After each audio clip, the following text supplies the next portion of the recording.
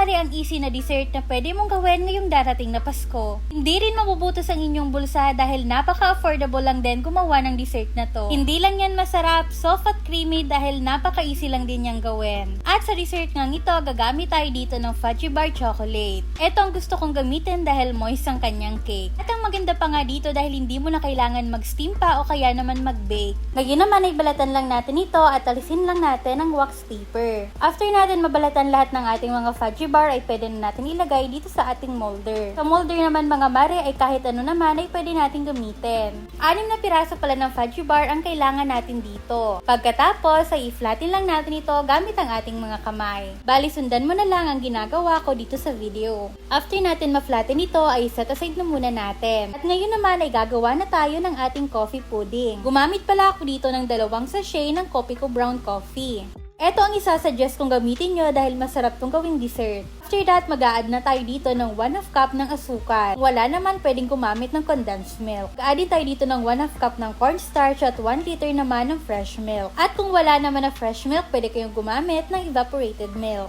Ngayon naman ay haluin lang natin ito ng maigi hanggang mag-combine na lahat ng ingredients na linagay natin. After naman natin itong mahalo ng maigi ay buksan na natin ang ating kalan at lutuin ito over low-medium heat hanggang mag-thicken na at maging smooth na ang texture ng ating coffee pudding mixture. At kapag nga nakita nyo na ganito na ang texture ng ating coffee pudding, patayin na natin ang kalan mga mare at pagkatapos ay pwede na natin ilagay sa ating molder. At para naman pala sa complete list ng mga ingredients na ginamit natin, ilalagay ko na lang dyan sa comment section. Kung makikita nyo, napaka-perfect talaga at napaka-soft ng ginawa natin. After natin ito malagay dito sa ating molder, ay meron nga itong mga bubbles at alisin lang natin yan. At after natin mapapang ating mga bubbles, ay pwede na natin itong lagyan ng chocolate syrup. Bali, nilagay ko pala itong chocolate syrup na hindi pa nagsiset ang ating jelly. Again, mga mare, optional lamang ito at pwede naman na hindi na kayong maglagay. Ito nga ang ginawa ko dito sa ating pudding at tingnan nyo naman na napakasarap niya. After natin yan malagyan ng chocolate syrup ay maglalagay din tayo dito ng crinash natin na peanut. Mas better kapag meron chocolate chips mga mare pero naubusan ako niyan kaya eto na lang na peanut. Itong mga dessert talaga ang magandang gawin lalo't lalo na't malapit na naman ang Pasko. At kapag chocolate at coffee lover ka na kung magugustuhan mo to. At ayan, i-refrigerate muna natin ito bago natin i-serve. At syempre ang ating mga dessert hindi lang panghanda dahil pwede pa natin yung gawing pang negosyo. At ayan mga mare, ready to serve na ang ating napakasarap na chocolate coffee pudding. Perfect nga itong panghanda, kaya naman pang negosyo ngayong darating na Pasko. Kaya naman mare, sign na to para gumawa ka na din ng napakasarap na dessert na to. Yun lang muna mare, follow for more pang negosyo recipe.